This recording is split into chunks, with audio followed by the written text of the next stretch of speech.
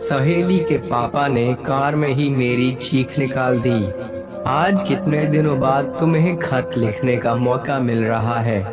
सोचा था बिनती के ब्याह के महीने भर पहले गांव आ जाऊंगी तो एक दिन के लिए तुम्हें आकर देख जाऊंगी, लेकिन इरादे इरादे हैं और जिंदगी जिंदगी।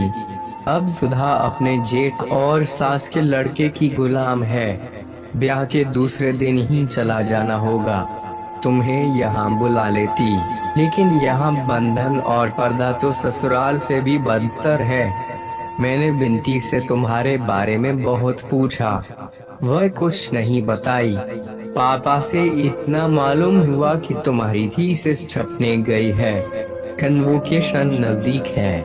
तुम्हें याद है, वायदा था कि तुम्हारा गाउन पहनकर मैं फोटो खिंचवाऊंगी। वह दिन याद करती हूँ तो जाने कैसा होने लगता है। एक कन्वोकेशन की फोटो खिंचवाकर जरूर भेजना। क्या तुमने बिनती को कोई दुख दिया था?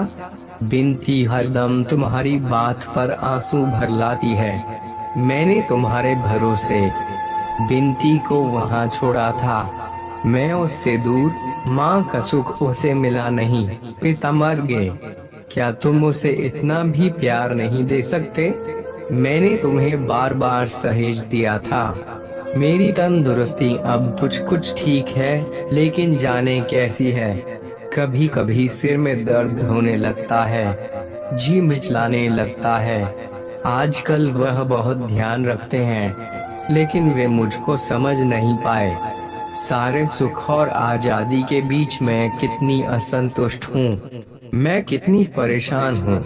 लगता है हजारों तूफान हमेशा नसों में गहराया करते हैं।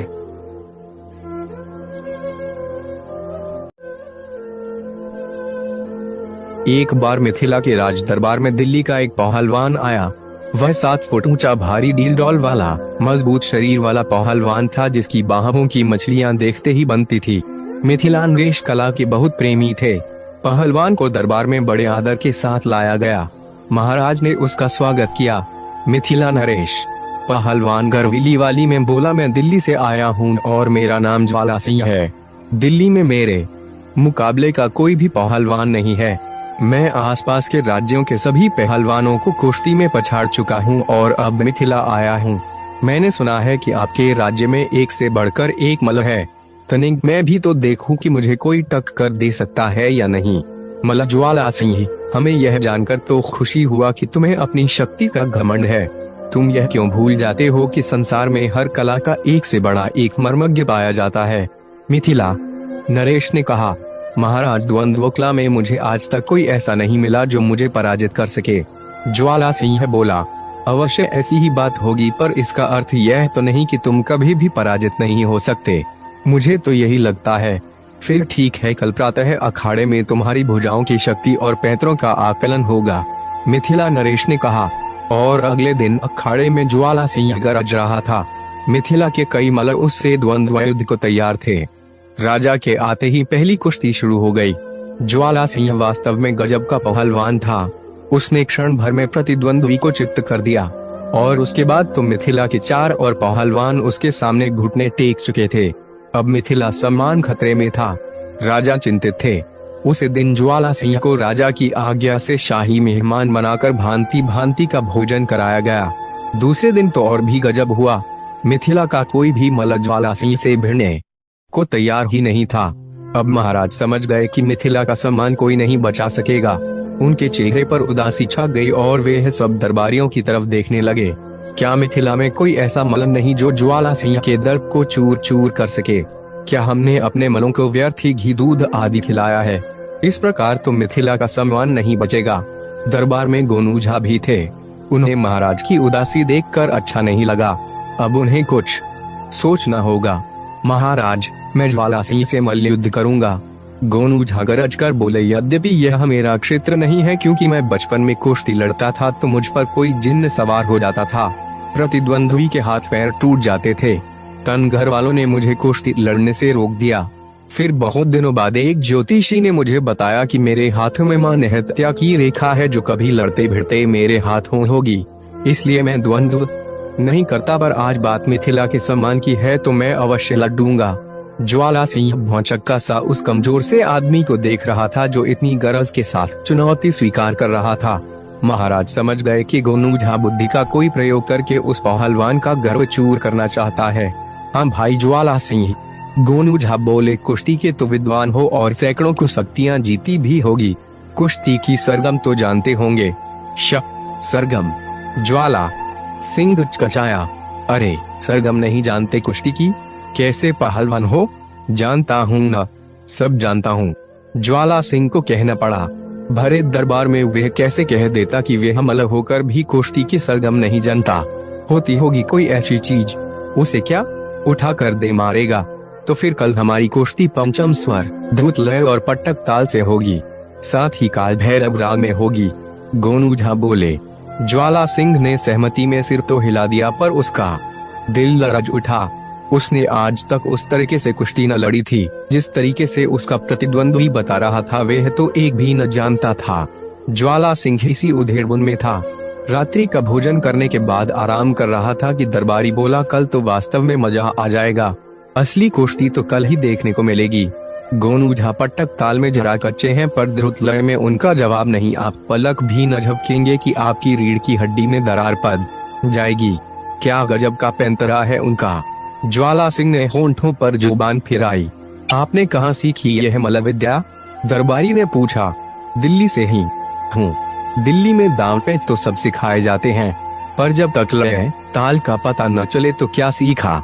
गोनू झा तो काल भैरव के उस्ताद हैं, और काल भैरव तो आप खुद जानते हैं बड़े ही क्रोधी मल्ल है। ज्वाला सिंह को तो कुछ सूझ ही नहीं रहा था। अब मुझे आराम करने दो, वह दरबारी से बोला। प्रातः जल्दी जागना है। दरबारी हंसता हुआ वहां से चला गया। सुबह अखाड़े में गोनू झा शेर की भांति गरज रहे थे। चारों तरफ भीड़ का कोलाहल था। मिथिला नरेश अपनी गद्दी पर बैठे थे, पर दिल्ली के पहलवान ज्वाला सिंह का कहीं अता पता नहीं था। सारे मिथिला में खोजने पर भी वे कहीं नहीं मिला। महाराज समझ गए। गोनू झा को विजेता घोषित कर दिया गया और ढेरों पुरस्कारों से नवाजा गया। महाराज के पूछने पर गोनू झा ने हंसते हुए बताया कि उन्होंने ज्वाला सिंह को सुर, लय, ताल की उलझन में तो डाल ही दिया था। रात को एक विश्वस्त दरबारी द्वारा उसे इतना भयभीत कर दिया गया कि उसने भाग जाने में ही भलाई समझी। महाराज प्रसन्न हो गए। मिथिला का मेरी कहानी। मैं अपने बड़े भाई के साथ प्रेम संबंध बनाना चाहती हूँ, लेकिन समस्या यह है कि हम दोनों हिंदू हैं। इस बात में कोई दो राय नहीं कि भाई बहन का रिश्ता बहुत ही ज्यादा प्यारा होता है। इस रिश्ते में न केवल एक दूसरे के लिए ढेर सारा प्यार छिपा होता है, बल्कि वे एक दूसरे के सुख दुख के साथी भी होते हैं। हालांकि इस लड़की को अपने ही भाई से प्यार हो गया। मैं एक अविवाहित महिला हूँ। मैं पिछले काफी समय से बहुत मुश्किल दौर गुजर रही हूँ। ऐसा इसलिए क्योंकि मुझे अपने ही बड़े भाई से प्यार हो गया। दरअसल मेरी उम्र 19 साल है। मैं पिछले 3 सालों से अपने बड़े भाई के प्यार में हूँ, जो कि मुझसे 8 साल बड़ा है। वह 26 साल का है। वह इस बात को नहीं जानता कि मैं उसकी तरफ आकर्षित हूँ। मैं न केवल उसके साथ प्रेम संबंध बनाना चाहती हूँ, बल्कि शादी को लेकर भी मेरी योजना है। हालांकि समस्या यह है कि हम दोनों हिंदू हैं, जिसकी वजह से हम चाहकर भी साथ नहीं हो सकते हैं। हालांकि मैं जानती हूँ कि अपने ही सगे भाई के लिए प्रेम संबंधी भावना रखना बहुत ही गलत है, लेकिन अपने दिल पर मेरा कोई जोर नहीं है। ऐसे में मुझे समझ नहीं आ रहा कि मैं क्या करूं। मुंबई में काउंसलिंग साइकोलॉजिस्ट जनखाना जोशी कहती हैं कि आप वयस्क होने की तरफ बढ़ रही हैं, जहां शारीरिक कामुकता विकसित होना बहुत ही आम बात है। यह एक बहुत ही सामान्य प्रक्रिया है। हालांकि इस दौरान अपने भाई बहन के प्रति आकर्षण का अनुभव करना सही नहीं है। एक ही छत के नीचे रहते हुए अपने सगे भाई बहन के प्रति लगाव होना बहुत ही साधारण है। हालांकि इस भावना को प्यार का नाम देना गलत होगा। आप खुद भी इस बात को अच्छे से जानती हैं कि आपके धर्म में यह रिश्ता मान्य नहीं है।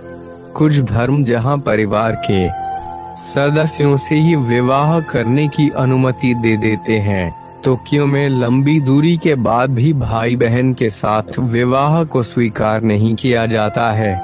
मैं समझती हूँ कि आप अपने भाई से बहुत प्यार करती हैं, लेकिन आपको यह भी समझना पड़ेगा जब यह बात आपके परिवार को पता चलेगी तो उन्हें कितना खराब लग सकता है।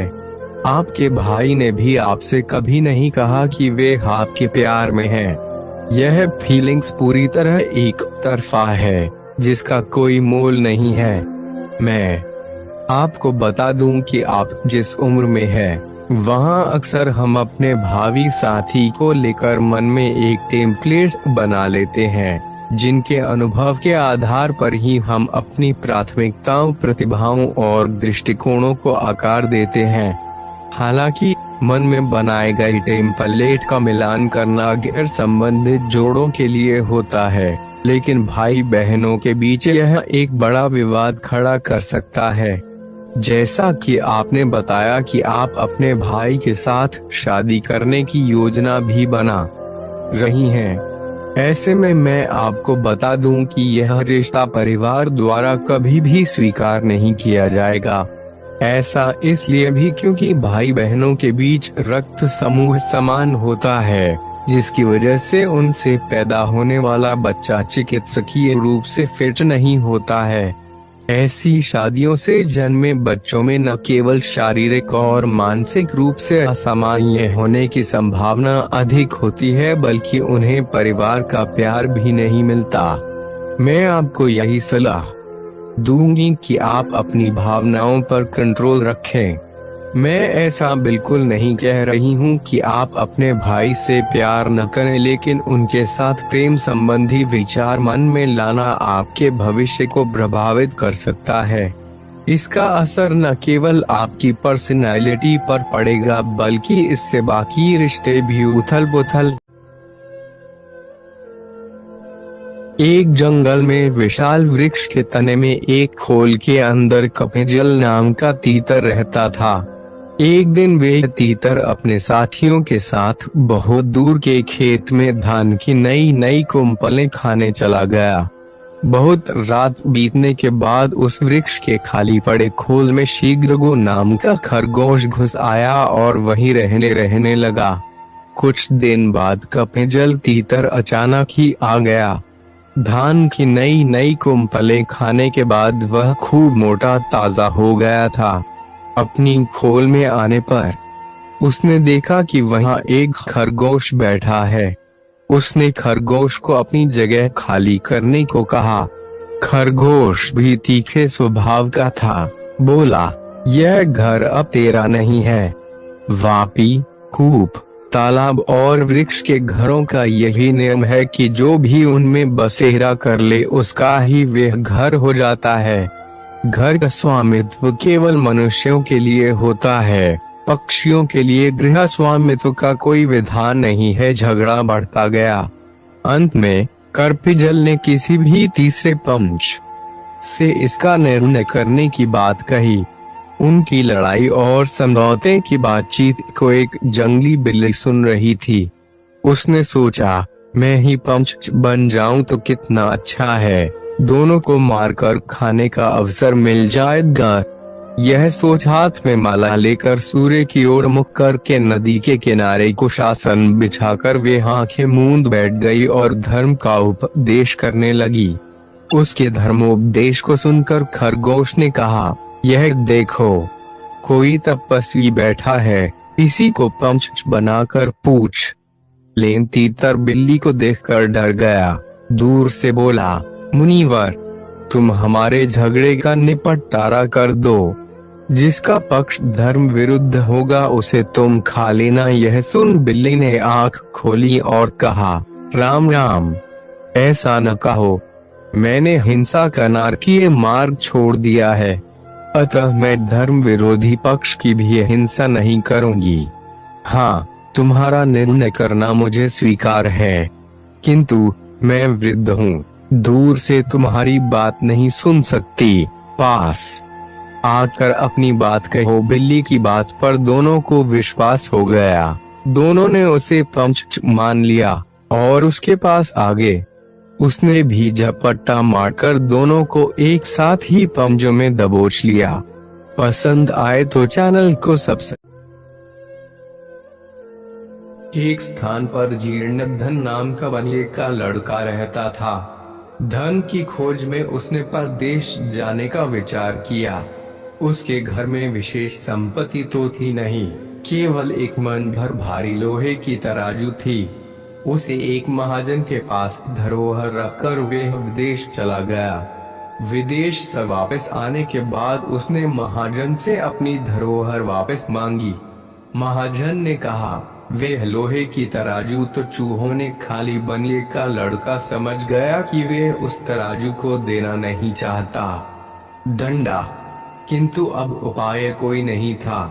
कुछ देर सोचकर उसने कहा, कोई चिंता नहीं, चूहों ने खा डाली तो चूहों का दोष है, तुम्हारा नहीं। तुम इसकी चिंता न करो। थोड़ी देर बाद उसने महाजन से कहा, मित्र, मैं नदी पर स्नान के लिए जा रहा हूँ।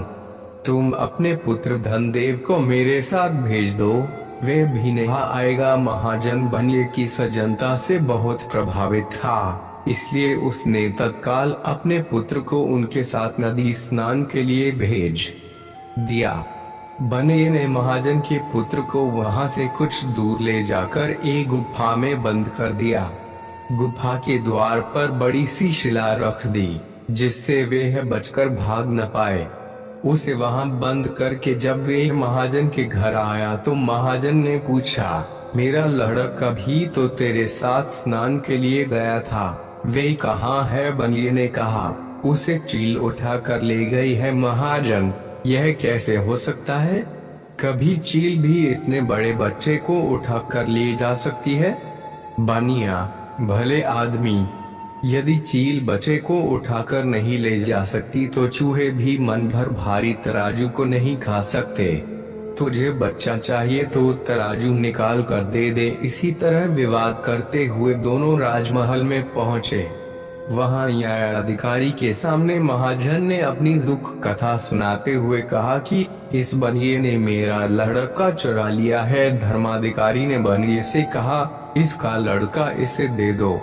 बनिया बोल, महाराज, उसे तो चील उठा ले गए है। धर्माधिकारी, क्या कभी चील भी बच्चे को उठा ले जा सकती है? बनिया, प्रभु, यदि मन भर भारी तराजू को चूहे खा सकते हैं तो चील भी बच्चे को उठाकर ले जा सकती है। धर्माधिकारी के प्रश्न पर बनिए ने अपनी तराजू का सब वृत्तांत कह सुनाया।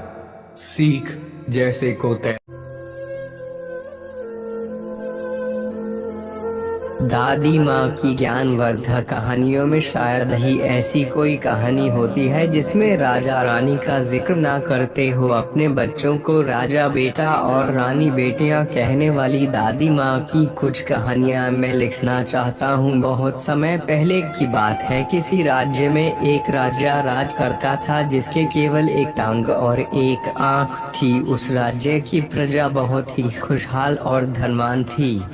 सब लोग एक साथ मिलकर खुशी से जीवन यापन करते थे और अपने राजा का सम्मान करते थे, क्योंकि उस राज्य का राजा एक बुद्धिमान और प्रतापी व्यक्ति था। एक बार राजा के मन में यह विचार आया कि क्यों ना अपनी एक तस्वीर बनवाई जाए जो राजमहल में लगाई जा सके।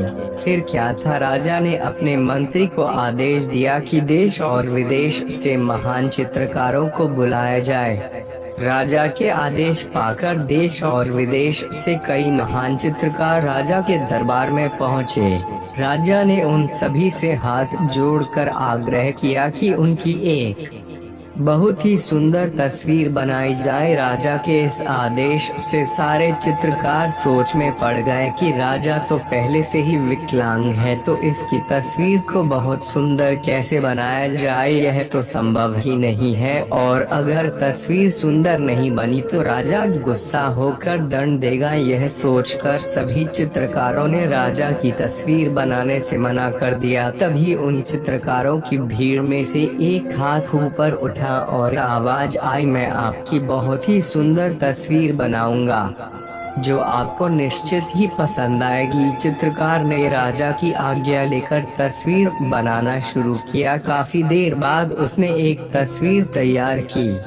राजा उस तस्वीर को देखकर बहुत प्रसन्न हुआ। यह देखकर वहां खड़े सारे चित्रकारों ने अपने दांतों तले उंगली दबा ली। उस चित्रकार ने एक ऐसी तस्वीर बनाई थी जिसमें राजा एक टांग को मोड़कर जमीन पर बैठा हुआ था और एक आंख बंद कर अपने शिकार पर निशाना साध रहा था। राजा यह देखकर बहुत प्रसन्न हुआ कि चित्रकार ने उसकी कमजोरी को छिपाकर बहुत ही चतुराई से एक सुंदर तस्वीर बनाई। राजा ने खुश होकर उस चित्रकार को बहुत सारा धन दिया। तो दोस्तों, क्यों ना हम भी चित्रकार की तरह दूसरों की कमजोरियों को नजरअंदाज कर उनकी अच्छाइयों पर ही ध्यान दें। जरा सोचिए, अगर हम दूसरों की कमियों का पर्दा डालें और बुराइयों को नजरअंदाज करें तो एक दिन दुनिया की सारी बुराइयां ही खत्म हो जाएगी और सिर्फ किसी घने वन में एक बहुत बड़ा शेर रहता था।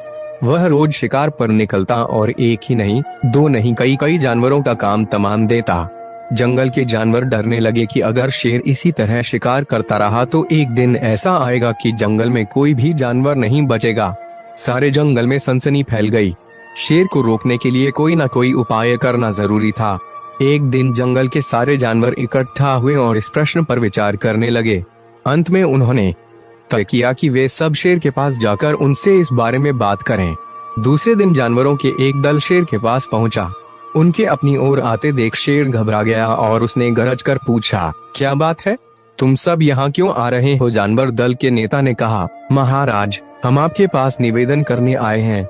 आप राजा हैं और हम आपकी प्रजा। जब आप शिकार करने निकलते हैं तो बहुत जानवर मार डालते हैं, आप सबको खा भी नहीं पाते। इस तरह से हमारी संख्या कम होती जा रही है। अगर ऐसा ही होता रहा तो कुछ ही दिनों में जंगल में आपके सिवाय और कोई भी नहीं बचेगा। प्रजा के बिना राजा भी कैसे रह सकता है? यदि हम सभी मर जाएंगे तो आप भी राजा नहीं रहेंगे। हम चाहते हैं कि आप सदा हमारे राजा बने रहें। आपसे हमारी विनती है कि आप अपने घर पर ही रहा करें। हर रोज स्वयं हम आपके खाने के लिए एक जानवर भेज दिया करेंगे। इस तरह से राजा और प्रजा दोनों ही चैन से रह सकेंगे। शेर को लगा कि जानवरों की बात में सच्चाई है। उसने पल भर सोचा, फिर बोला, अच्छी बात है, मैं तुम्हारे सुझाव को मान लेता हूँ, लेकिन याद रखना, अगर किसी भी दिन तुमने मेरे खाने के लिए पूरा भोजन नहीं भेजा तो मैं जितने जानवर चाहूंगा मार डालूंगा। जानवरों के पास तो और कोई चारा नहीं, इसलिए उन्होंने शेर की शर्त मान ली और अपने अपने घर चले गए। उस दिन से हर रोज शेर के खाने के लिए एक जानवर भेजा जाने लगा। इसके लिए जंगल में रहने वाले सब जानवरों में से एक एक जानवर बारी बारी से चुना जाता था। कुछ दिन बाद खरगोशों की बारी भी आ गई। शेर के भोजन के लिए एक नन्हे से खरगोश को चुना गया।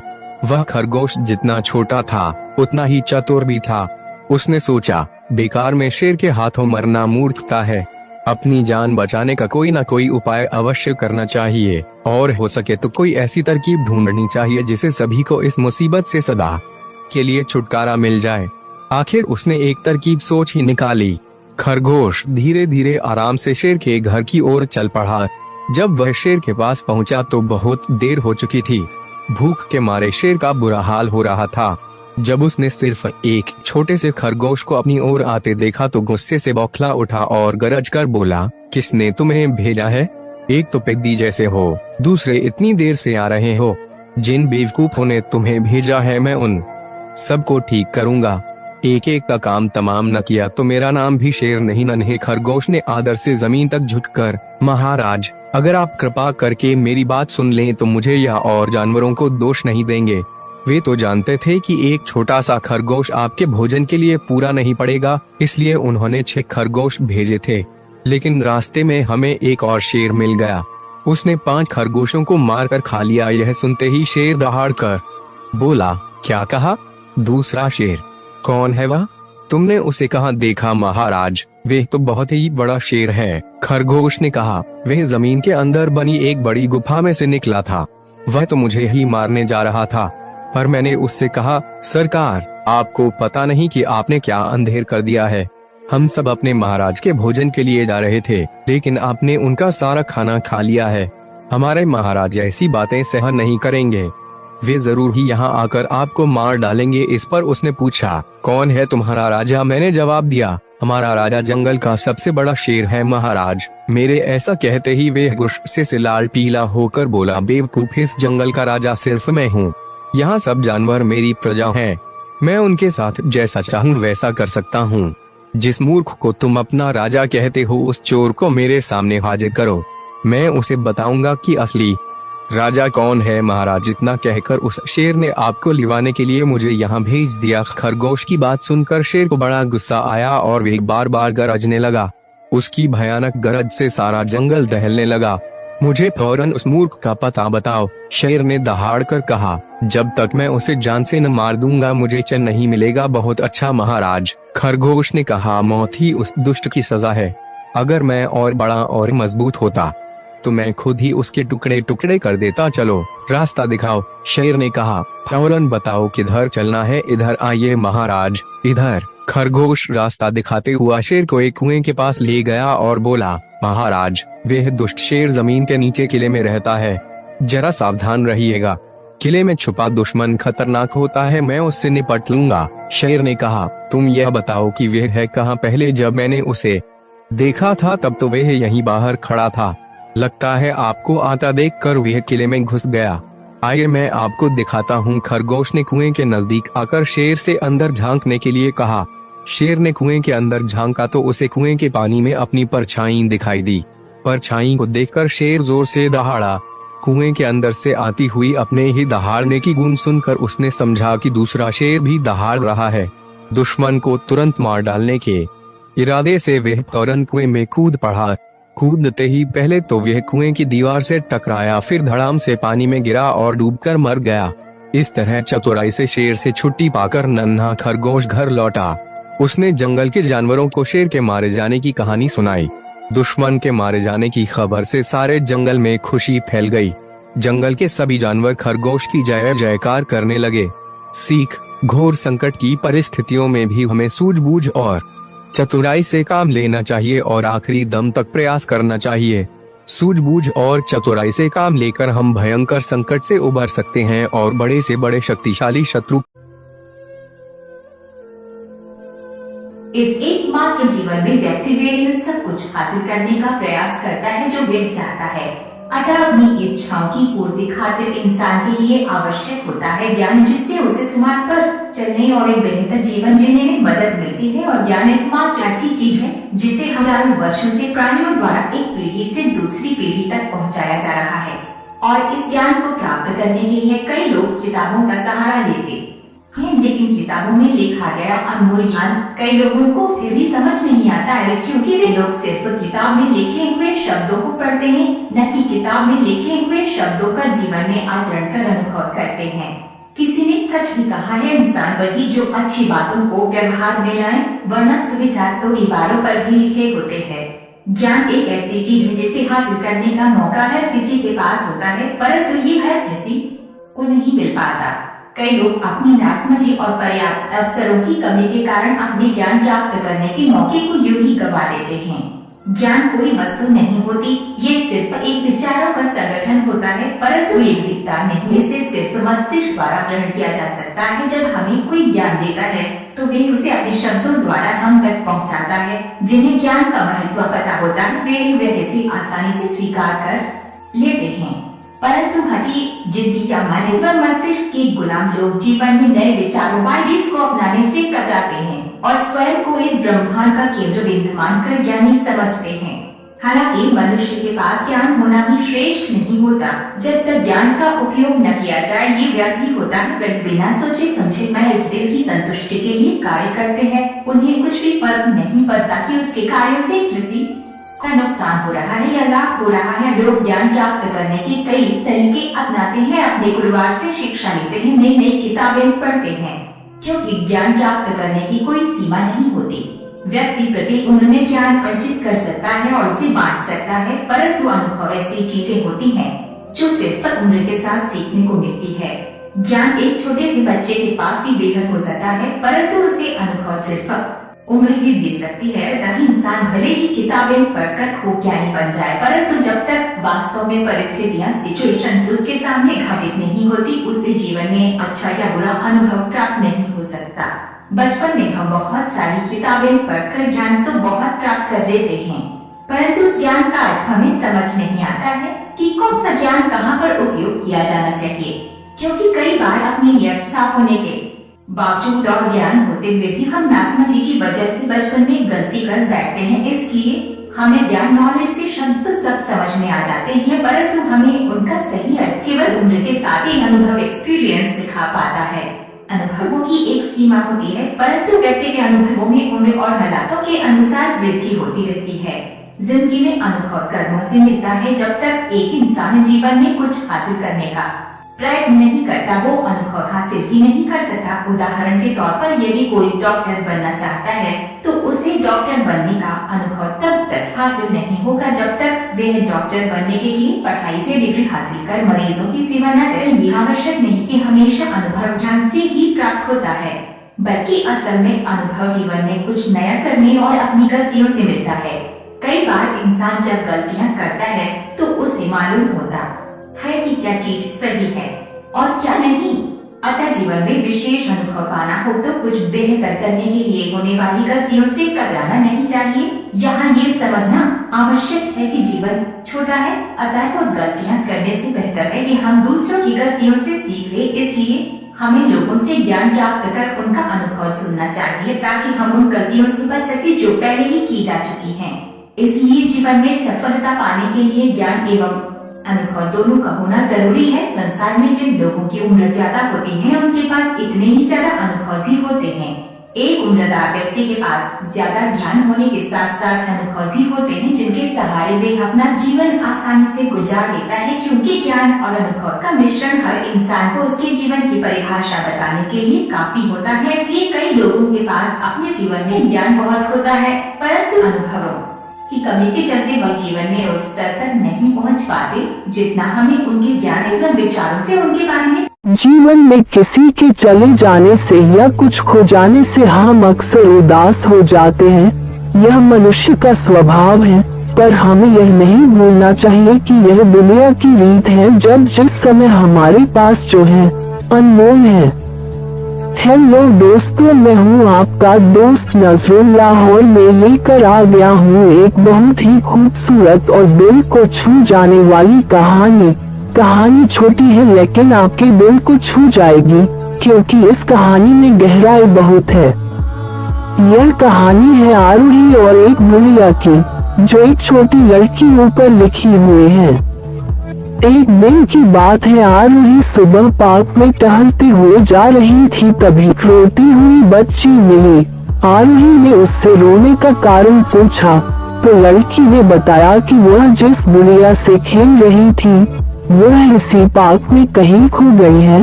आरूही ने उस बच्ची को उसकी बुढ़िया ढूंढ लाने का आश्वासन दिया, जिससे वह बच्ची चुप हो गई। किसी जंगल में एक शेर रहता था। एक बार वह दिन भर भटकता रहा, किंतु भोजन के लिए कोई जानवर नहीं मिला। थककर वह एक गुफा के अंदर आकर बैठ गया। उसने सोचा कि रात में कोई न कोई जानवर इसमें अवश्य आएगा।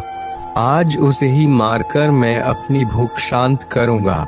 उस गुफा का मालिक एक सियार था। वह रात में लौटकर अपनी गुफा पर आया। उसने गुफा के अंदर जाते हुए शेर के पैरों के निशान देखे। उसने ध्यान से देखा। उसने अनुमान लगाया कि शेर अंदर तो गया, परंतु अंदर से बाहर नहीं आया है।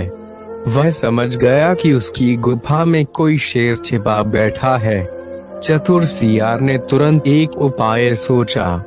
वह गुफा के भीतर नहीं गया, उसने द्वार से आवाज लगाई, ओ मेरी गुफा, तुम चुप क्यों हो? आज बोलती क्यों नहीं हो?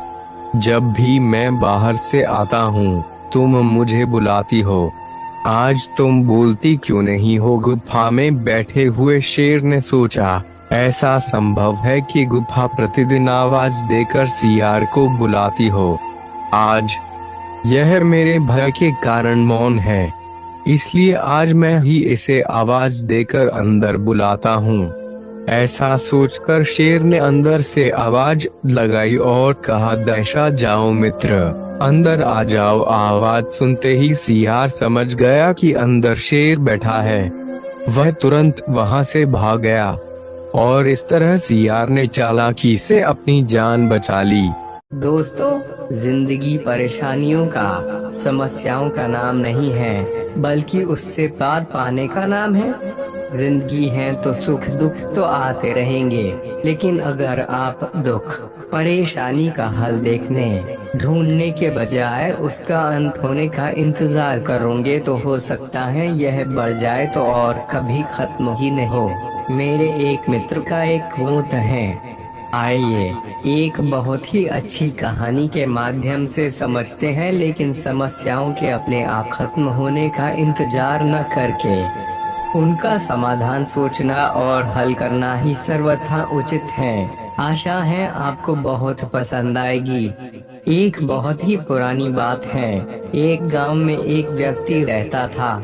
उसके पास एक खेत था और वे उस खेत में अनाज उगाता था और किसी न किसी तरह अपने परिवार का पालन पोषण करता था। उस इंसान ने बचपन से ही गरीबी देखी थी। उसके जो माता पिता थे वो भी काफी गरीब थे और वे हमेशा से ही गरीबी में ही रहता आया था। इसी गरीबी के कारण वे धीरे धीरे परेशान रहने लगा, क्योंकि अब उसके जो बच्चे थे वो भी बड़े हो रहे थे। उनकी फीस के खर्चे, किताबों के खर्चे, कपड़ों के खर्चे बढ़ते ही जा रहे थे और फिर घर का भी खर्च और फिर ऊपर से महंगाई भी बढ़ती जा रही थी। वो अक्सर सोचता था कि जीवन जीना कितना कठिन है, एक समस्या खत्म नहीं होती और दूसरी शुरू हो जाती है। तो वो कभी कभी ऐसा सोचता था कि मेरी पूरी एक वन प्रदेश में एक बहुत बड़ा तालाब था। हर प्रकार के जीवों के लिए उसमें भोजन सामग्री होने के कारण वहाँ नाना प्रकार के जीव, पक्षी, मछलियाँ, कछुए और केकड़े निवास करते थे। पास में ही बगुला रहता था, जिसे परिश्रम करना बिल्कुल अच्छा नहीं लगता था। उसकी आंखें भी कमजोर थीं। मछलियाँ पकड़ने के लिए तो मेहनत करनी पड़ती है, जो उसे खलती थी, इसलिए आलस्य के मारे वह प्राय भूखा ही रहता। एक टांग पर खड़ा यही सोचता रहता कि क्या उपाय किया जाए कि बिना हाथ पैर हिलाए रोज भोजन मिले। एक दिन उसे एक उपाय सूझा तो वे उसे आजमाने बैठ गया। बगुला तालाब के किनारे खड़ा हो गया और लगा आंखों से आंसू बहाने। एक केकड़े ने उसे आंसू बहाते देखा तो वे उसके निकट आया और पूछने लगा, मामा क्या बात है, भोजन के लिए मछलियों का शिकार करने की बजाय खड़े आंसू बहा रहे हो? बगुले ने जोर की हिचकी ली और भराए गले से बोला, बेटे बहुत कर लिया मछलियों का शिकार, अब मैं यह पाप कार्य और नहीं करूँगा। मेरी आत्मा जाग उठी है, इसलिए मैं निकट आई मछलियों को भी नहीं पकड़ रहा हूँ। तुम तो देख ही रहे हो कि केकड़ा बोला, मामा शिकार नहीं करोगे, कुछ खाओगे नहीं तो मर नहीं जाओगे। बगुले ने एक और हिचकी ली, ऐसे जीवन का नष्ट होना ही अच्छा है बेटे, वैसे भी हम सबको जल्दी मरना ही है। मुझे ज्ञात हुआ है कि शीघ्र ही यहाँ 12 वर्ष लंबा सूखा पड़ेगा। बगुले ने केकड़े को बताया कि यह बात उसे एक त्रिकालदर्शी महात्मा ने बताई है, जिसकी भविष्यवाणी कभी गलत नहीं होती। केकड़े ने जाकर सबको बताया कि कैसे बगुले ने बलिदान व भक्ति का मार्ग अपना लिया है और सूखा पड़ने वाला है। उस तालाब के सारे जीव, मछलियाँ, कछुए, केकड़े, बतख व सारस आदि दौड़े दौड़े बगुले के पास आए और बोले, भगत मामा, अब तुम ही हमें कोई बचाव का रास्ता बताओ, अपनी अक्ल लड़ाओ, तुम तो महाज्ञानी बन ही गए हो। बगुले ने कुछ सोचकर बताया कि वहाँ से कुछ कोस दूर एक जलाशय है जिसमें पहाड़ी झरना बहकर गिरता है, वह कभी नहीं सूखता। यदि जलाशय के सब जीव वहां चले जाएं तो बचाव हो सकता है। अब समस्या यह थी कि वहां तक जाया कैसे जाए। बगुले भगत ने यह समस्या भी सुलझा दी। मैं तुम्हें एक एक करके अपनी पीठ पर बैठाकर वहां तक पहुंचाऊंगा, क्योंकि अब मेरा सारा शेष जीवन दूसरों की सेवा करने में ही तो गुजरेगा। सभी जीवों ने गदगद होकर बगुला भक्त जी की जय के नारे लगाए। अब बगुला भगत के पौबारे हो गई। वह रोज एक जीव को अपनी पीठ पर बैठाकर ले जाता और कुछ दूर ले जाकर एक चट्टान के पास जाकर उसे उस पर पटक कर मार डालता और खा जाता। कभी मूड हुआ तो भक्त जी 2 फेरे भी लगाते और 2 जीवों को चट कर जाते। तालाब में जानवरों की संख्या घटने लगी। चट्टान के पास मरे जीवों की हड्डियों का ढेर बढ़ने लगा और भक्त जी की सेहत बनने लगी। खा खाकर वह खूब मोटे हो गए। मुख पर लाली आ गई और पंख चर्बी के तेज से चमकने लगे। उन्हें देखकर दूसरे जीव कहते, देखो, दूसरों की सेवा का फल और पुण्य भक्त जी के शरीर को लग रहा है। बगुला भगत मन ही मन खूब हंसता। वह सोचता कि देखो, दुनिया में कैसे कैसे मूर्ख जीव भरे पड़े हैं जो सबका विश्वास कर लेते हैं। ऐसे मूर्खों की दुनिया में थोड़ी चालाकी से काम लिया जाए तो मजे ही मजे हैं। बिना हाथ पैर हिलाए खूब दावत उड़ाई जा सकती है। बहुत दिन यही क्रम चला। एक दिन केकड़े ने बगुले से कहा, मामा, तुमने इतने सारे जानवर यहाँ से वहाँ पहुँचा दिए, लेकिन मेरी बारी अभी तक नहीं आई। भक्त जी बोले, बेटा, आज तेरा ही नंबर लगाते हैं, आजा मेरी पीठ पर बैठ जा। केकड़ा खुश होकर बगुले की पीठ पर बैठ गया। जब वह चट्टान के निकट पहुँचा तो वहाँ हड्डियों का पहाड़ देखकर केकड़े का माथा ठनका। वह हकलाया, यह हड्डियों का ढेर कैसा है? वह जलाशय कितनी दूर है मामा? बगुला भगत ठाठा करके खूब हंसा और बोला, मूर्ख, वहाँ कोई जलाशय नहीं है। मैं एक एक को पीठ पर बैठाकर यहाँ लाकर आता रहता हूँ। आज तू मरेगा। केकड़ा सारी बात समझ गया। वह सिहर उठा, परंतु उसने हिम्मत न हारी और तुरंत अपने पंजों को आगे बढ़ाकर उनसे दुष्ट बगुले की गर्दन दबा दी और तब तक दबाए रखी जब तक उसके प्राण पखेरु न उड़ गए।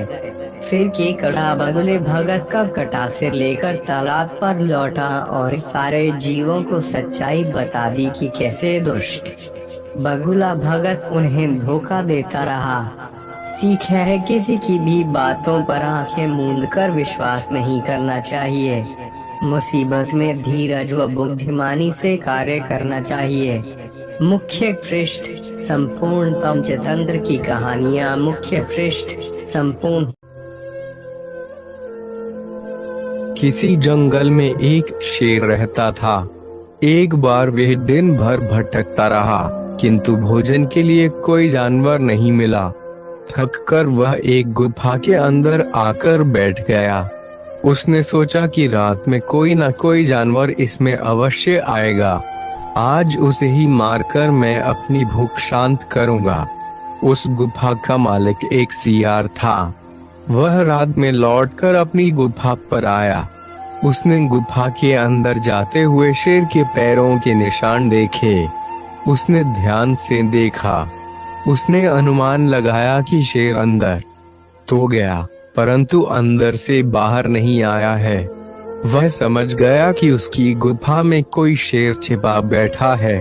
चतुर सियार ने तुरंत एक उपाय सोचा। वह गुफा के भीतर नहीं गया, उसने द्वार से आवाज लगाई, ओ मेरी गुफा, तुम चुप क्यों हो? आज बोलती क्यों नहीं हो? जब भी मैं बाहर से आता हूँ तुम मुझे बुलाती हो, आज तुम बोलती क्यों नहीं हो? गुफा में बैठे हुए शेर ने सोचा, ऐसा संभव है कि गुफा प्रतिदिन आवाज देकर सियार को बुलाती हो। आज यह मेरे भय के कारण मौन है, इसलिए आज मैं ही इसे आवाज देकर अंदर बुलाता हूँ। ऐसा सोचकर शेर ने अंदर से आवाज लगाई और कहा, दशा जाओ मित्र, अंदर आ जाओ। आवाज सुनते ही सियार समझ गया कि अंदर शेर बैठा है। वह तुरंत वहां से भाग गया और इस तरह सियार ने चालाकी से अपनी जान बचा ली।